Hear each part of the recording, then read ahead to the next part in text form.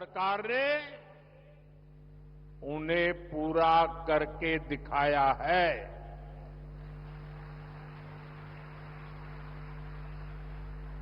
अभी कुछ ही दिन पहले मैंने सोलापुर एयरपोर्ट के विस्तार का लोकार्पण किया था और शायद मैं कह सकता हूं कि हिंदुस्तान में अब तक जितने प्रधानमंत्री हो गए वो सारे प्रधानमंत्री जितनी बार सोलापुर आए होंगे मैं अकेला उससे ज्यादा बार आया हूं।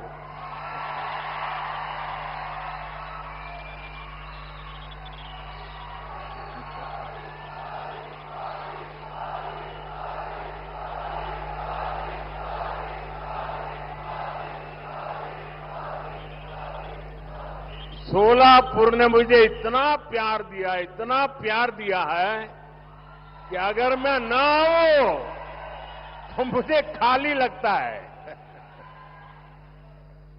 आज माताएं बहनें भी इतनी बड़ी मात्रा में आशीर्वाद देने के लिए आई है। साथियों, ऐसा सौभाग्य बहुत कम लोगों को मिलता है और मैं भाग्यवान हूं। आपका ये प्यार, आपके आशीर्वाद मेरी निरंतर ऊर्जा बने रखते हैं।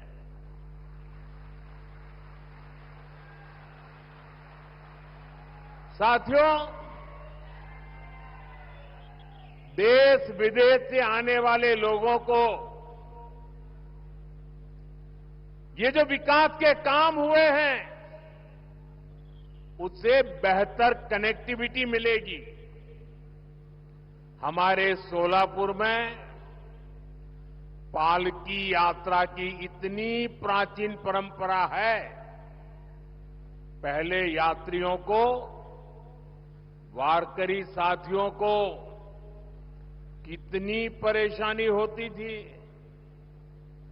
पालकी महामार्ग का निर्माण करवाकर इस परेशानी को हल करने का सौभाग्य भी हमें ही मिला है।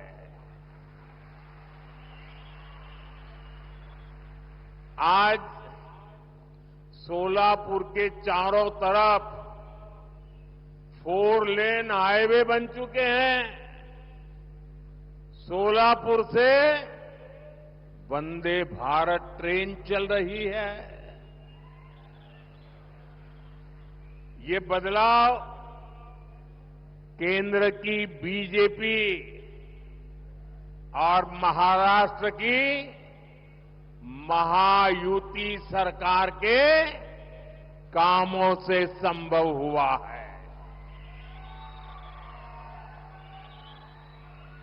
आज हम विकसित महाराष्ट्र से विकसित भारत के निर्माण की ओर बढ़ रहे हैं और इसलिए मैं कहता हूं, भाजपा महायुति आहे तर गती आहे, महाराष्ट्राची प्रगती आहे। साथियों, महाराष्ट्र को अगले 5 साल तक महायुति की ऐसी सरकार की जरूरत है जो स्थिर हो,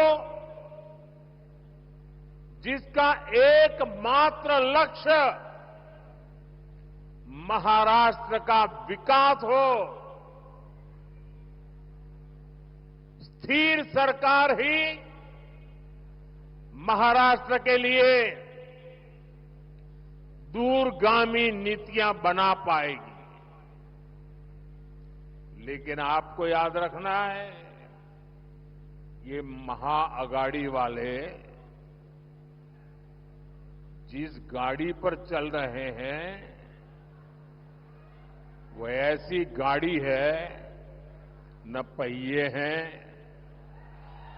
न ब्रेक है,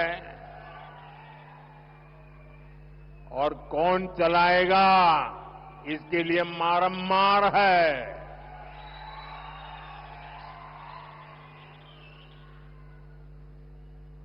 वो सबसे आगाड़ी अस्थिर गाड़ी है।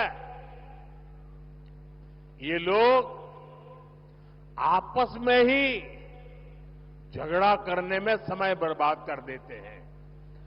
साथ ही आप बाबा साहब का चित्र बना के लाए हैं। चलिए, मैं आपका बहुत आभारी हूं। जरा मैं हमारे साथियों को कहता हूं, जरा कलेक्ट कर लें।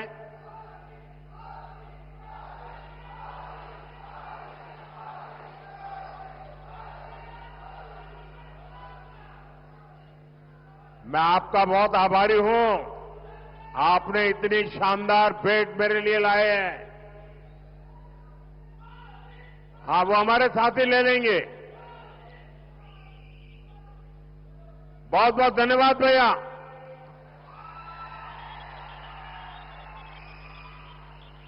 साथियों,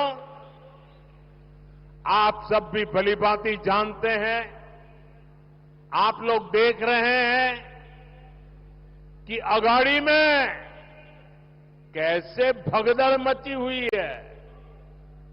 अभी से अगाड़ी में मुख्यमंत्री पद के लिए खींचतान, नूरा कुश्ती चल रही है। एक पार्टी पूरे दिन अपने नेता को मुख्यमंत्री बताने में लगी रहती है। दूसरी पार्टी और कांग्रेस वाले उनके दावेदारी खारिज करने में लगे रहते हैं। आप जरा सोचिए, चुनाव से पहले इनका ये हाल है, ये अगाड़ी वाले कभी भी महाराष्ट्र को स्थिर सरकार नहीं दे सकते। साथियों, कांग्रेस पार्टी ने देश के ऊपर दशकों तक राज किया, 50-60 साल तक। लेकिन उनकी सोच क्या थी? उनकी एक ही सोच थी, समस्याओं को बनाए रखना, लोगों को समस्याओं में उलझाए रखना। यही कांग्रेस की कार्यशैली रही है। कांग्रेस की इसी सोच ने हमारे महाराष्ट्र के किसानों को बदहाल बनाए रखा। हमारे इस इलाके में सिंचाई के लिए आपको कांग्रेस और उसके सहयोगियों ने आप लोगों को कितना तरसाया है। ये माताएं बहनें किसान तो कभी उनको माफ नहीं करेंगे। हमने यहां किसानों की सिंचाई की समस्या को दूर करने पर फोकस किया।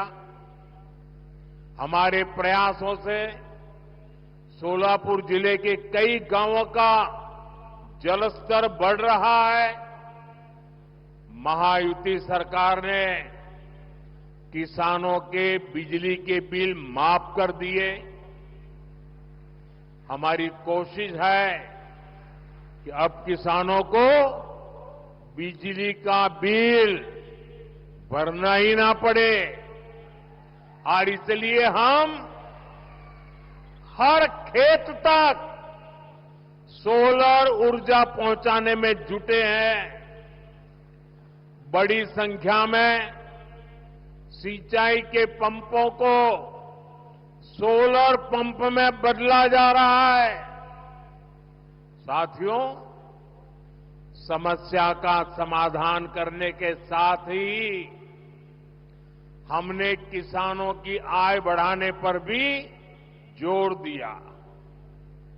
ये हमारा सोलापुर शुगर बेल्ट है। हमारी सरकार गन्ना किसानों के लिए लगातार पूरे देश में काम कर रही है। गन्ना का समर्थन मूल्य अब 3,150 रुपये कर दिया गया है। इसके अलावा हम इथेनॉल इकोनॉमी के माध्यम से गन्ना किसानों के लिए आय के नए अवसर पैदा कर रहे हैं। अब मुझे बताइए भाइयों बहनों, क्या मोदी प्रधानमंत्री बना, क्या उसके बाद ही ये इथेनॉल की टेक्नोलॉजी आई? क्या मोदी प्रधानमंत्री बना उसके बाद ही गन्ने से इथेनॉल बनने की टेक्नोलॉजी आई? ये पहले भी था, लेकिन पहले जो सरकारें थी उनको आपकी परवाह नहीं थी, आपको तड़पाए रखने में ही उनको मजा आता था। जब कांग्रेस की सरकार थी तो पेट्रोल में मुश्किल से 2 या 3% ही इथेनॉल मिलाया जाता था। जब 2014 में आपने मोदी की सरकार बनाई तो आपके सेवक ने तय किया कि गन्ना किसानों के हित के लिए इथेनॉल की ब्लेंडिंग बढ़ाऊंगा। अब पेट्रोल में इथेनॉल की ब्लेंडिंग बढ़कर 15% तक पहुंच रही है और मैं 20% का लक्ष्य लेके चल रहा हूं। बीते 10 साल में हमने देश के किसानों को इथेनॉल के बदले, यह आंकड़ा याद रखना, जो गन्ना किसानों को पहले नहीं मिलता था, इथेनॉल के बदले 80,000 करोड़ रुपए गन्ना किसानों के पास पहुंचे हैं। इस 80,000 करोड़ रुपए में अधिकतम पैसा हमारे गन्ना किसानों को मिला है। साथियों, महाराष्ट्र के किसानों को केंद्र और राज्य सरकार की योजनाओं का फायदा भी डबल मिल रहा है। यानी पीएम किसान सम्मान निधि और नमो शेतकरी योजना का, दोनों का एक साथ लाभ, डबल पैसा अगले 5 वर्षों में किसानों का फायदा भी बढ़ेगा, उन्हें नए अवसर भी मिलेंगे। साथियों, सोलापुरी की चादरें पूरे देश में प्रसिद्ध है। देश में यूनिफॉर्म की बात आती है तो सोलापुर का नाम सबसे ऊपर होता है।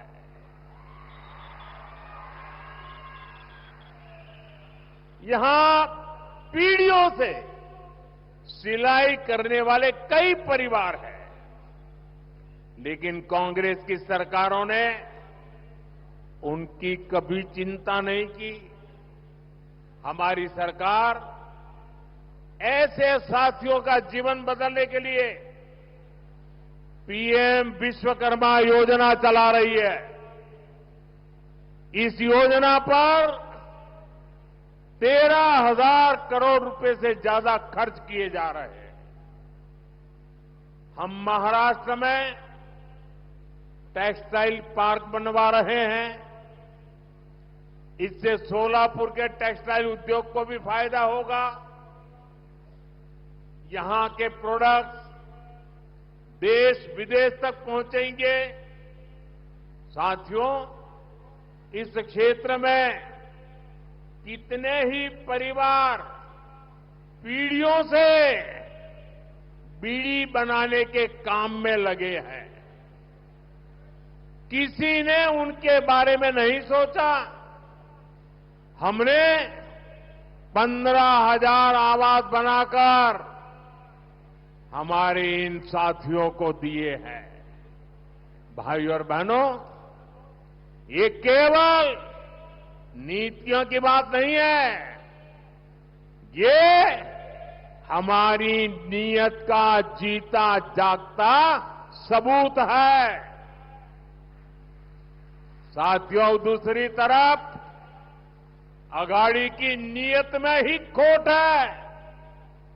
इसलिए महाराष्ट्र को साफ नीयत और सेवा भाव वाली महायुति सरकार की जरूरत है। साथियों, आज महाराष्ट्र के विकास अभियान के सारथी अगर कोई है तो हमारे महाराष्ट्र की माताएं बहनें हैं, महिलाएं हैं। इसलिए महायुति सरकार महिलाओं को सशक्त बनाने के लिए दिन रात काम कर रही है। माझी लाड़की बहन योजना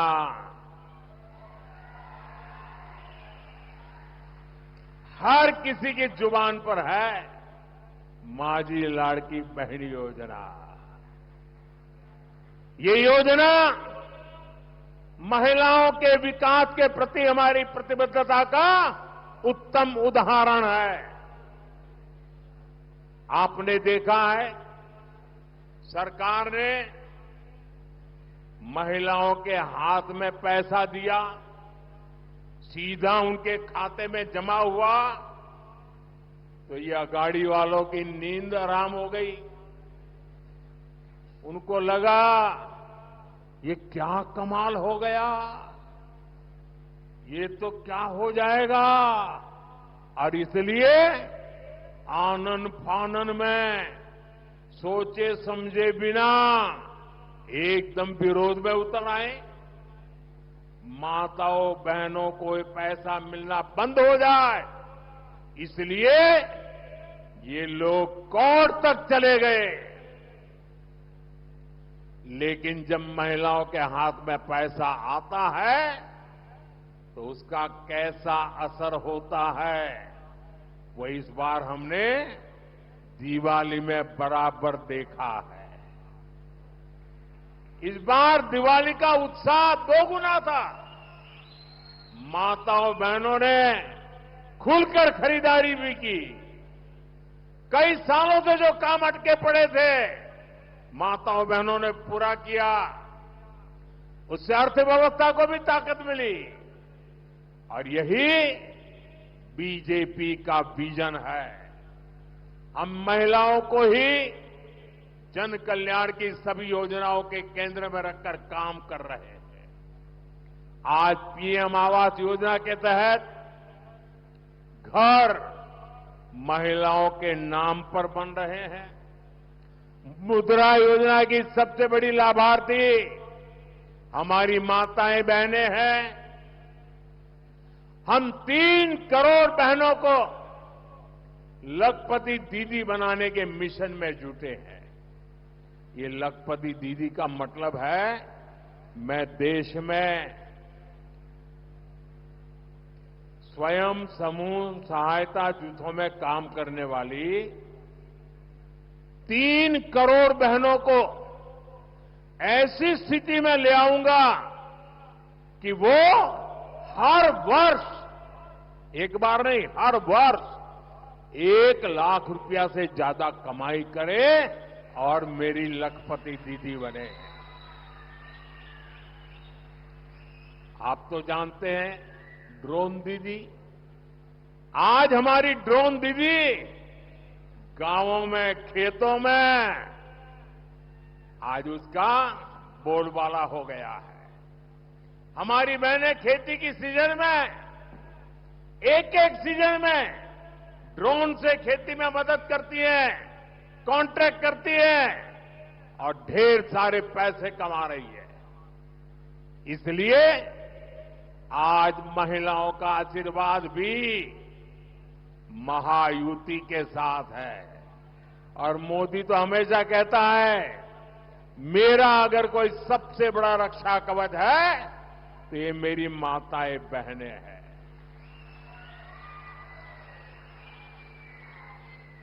साथियों, कांग्रेस देश के गरीबों, वंचितों को संविधान से मिले अधिकारों को खत्म करना चाहती है और शहजादे तो विदेश में जाकर खुलेआम आरक्षण खत्म करने की बात कह आए हैं।